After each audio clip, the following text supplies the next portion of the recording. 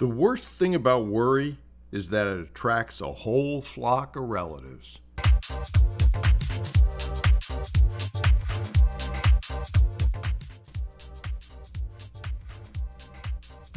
One of the things I see most, and I've saw it as well in this boot camp that I'm doing now, which is a 7-week boot camp. It takes you from the beginning of mindset through building your teams, acquiring businesses, and actually how to run the business. So it's basically the whole QLA process.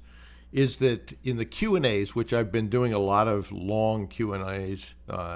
After the first week, we did just about the same amount of time as my presentation. We went for an hour and 41 minutes, so long. But almost all of the things that are in the Q&A that are worries are things that will not happen. I remember Josh Kim saying, 95% of the things that I worried about for the last 3 years never happened. So think about that for a second. 95% of his worry was wasted worry because the event never happened. And I read this morning the Napoleon Hill Thought for the Day. And what that said was what I read at the beginning of this. The worst thing about worry is that it attracts a whole flock of relatives. Worries, like sheep, seem to flock together. One worry leads to another, and soon you are overwhelmed with the potential for problems.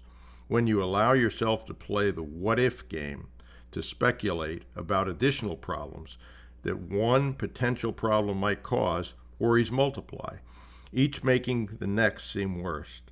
If you must play the what-if game, play it to win. Focus on the solutions, not on the problems themselves and the additional problems they might create.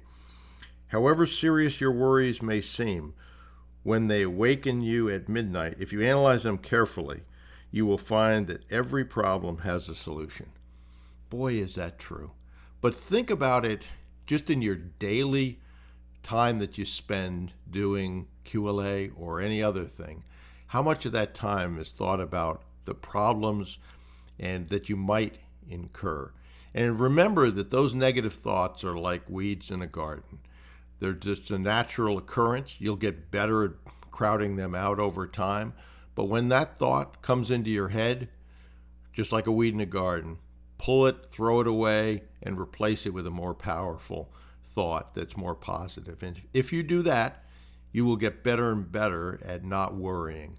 And that will be tremendously powerful and will open up an awful lot of time that was wasted time before that now you can make more productive.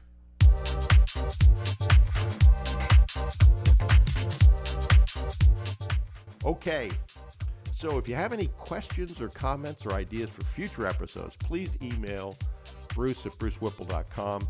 And if you're not already on our mailing list, head over to brucewhipple.com and sign up and grab any of the free reports. That'll put you on the mailing list. There is a lot of free information you can use to acquire already profitable businesses. This is Bruce Whipple. Thanks for listening to the Business Acquisition Podcast. And remember, you miss 100% of the opportunities you failed to take. And procrastination truly is the thief of time. So do something today, please. Your future self will be proud of.